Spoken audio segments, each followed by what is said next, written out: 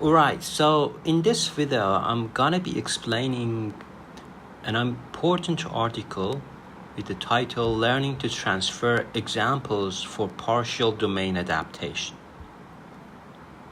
So this paper in 2019, domain adaptation is critical for learning in new and unseen environments.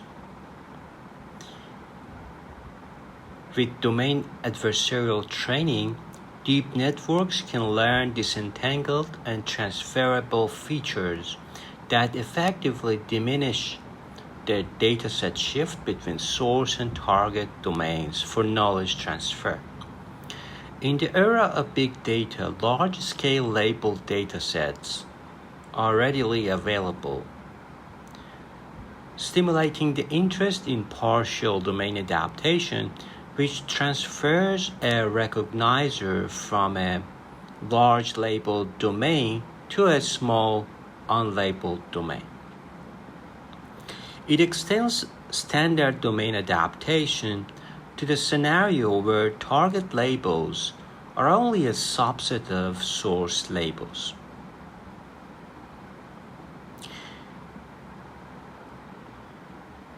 Under the condition that the target labels are unknown, the key challenges of partial domain adaptation are how to transfer relevant examples in the shared classes to promote positive transfer, and how to ignore irrelevant ones in the source domain to mitigate negative transfer.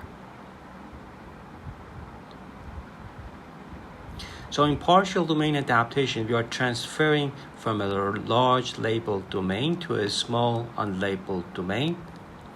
And they propose in their paper a unified approach to partial domain adaptation. They call it example transfer network. It jointly learns domain invariant representations across domains and a progressive weighting scheme to quantify transferability of source examples. You see here the partial domain adaptation is a generalized setting of domain adaptation where the source label space subsumes the target label space.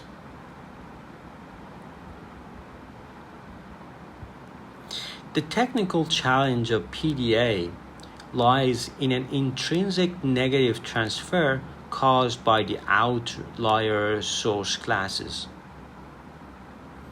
So plus are the outlier source classes. These pluses are the outlier source classes.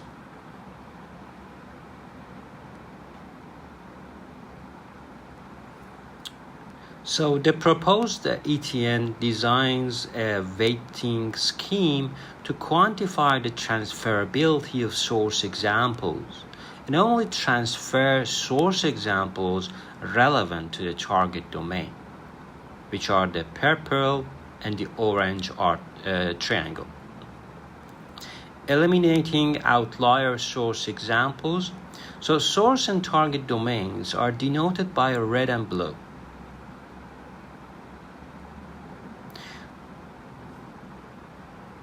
You see the architecture of this ETN network for partial domain adaptation, where G of F, this one, is just a feature extraction.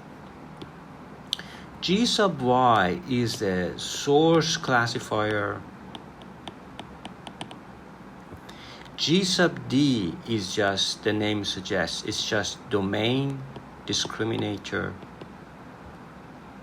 And you may wonder, what is this one? G tilde.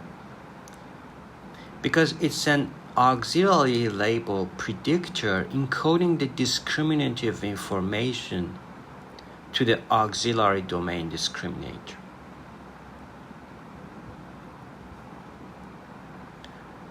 So the scenarios of partial domain adaptation constitutes a source domain of n sub s labeled examples with cardinality of C sub s classes and a target domain of n sub t unlabeled examples. So in PDA, the source domain label space is a superspace of target domain label space.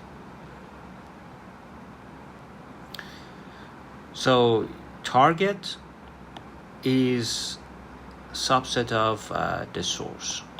Target labels. Target labels are just a subset. That's why we call it we formulate this partial domain adaptation in this setting. The source and target domains are drawn from different probability distributions.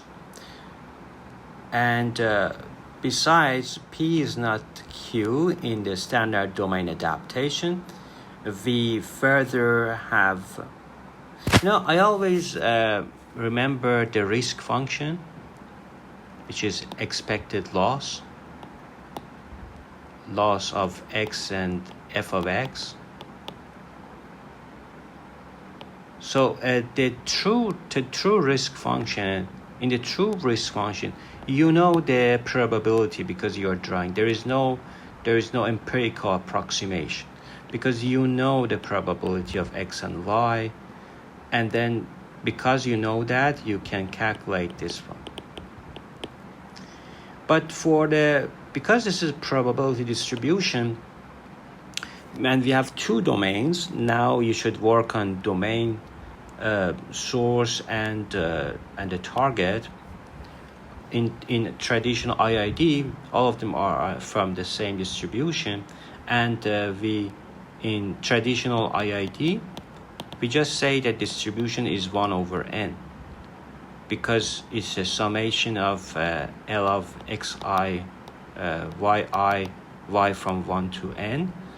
And so you see the coefficient, the weight is just 1 over. It means that it is IID. All of the samples are equally treated. There is no discrimination.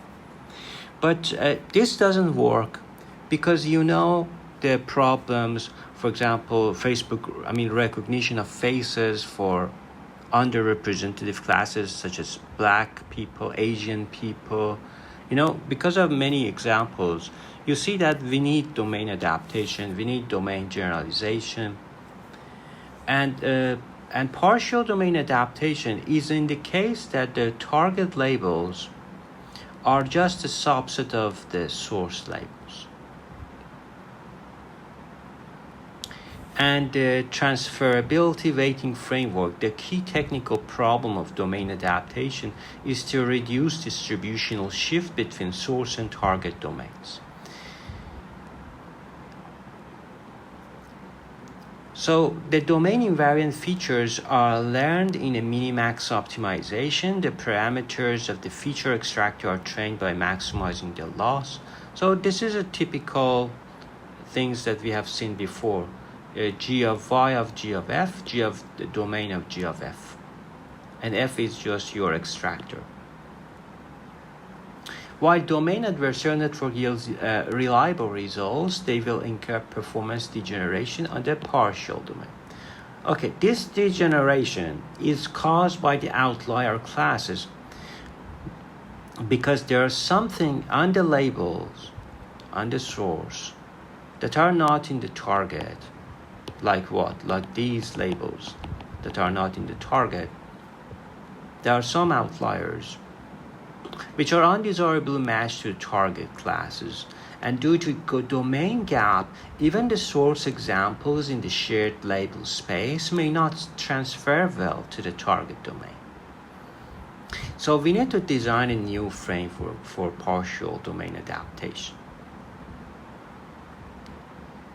And so the transferability weighting framework is shown in figure 2, that by weighting the losses now we are weighting it. It's not IID. We care about the samples. We care about the samples weight based on the sample. And so it yields just a saddle point solution. This saddle point solution.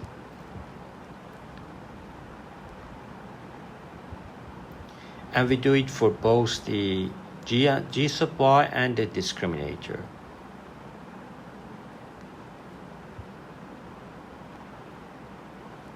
So inspired by AC GANs that integrate labeled information into discriminator, we aim to integrate the label information into auxiliary domain discriminator. We hope to develop a transferability measure, W, with both the discriminative information and domain information to generate clearly separable weights for source data.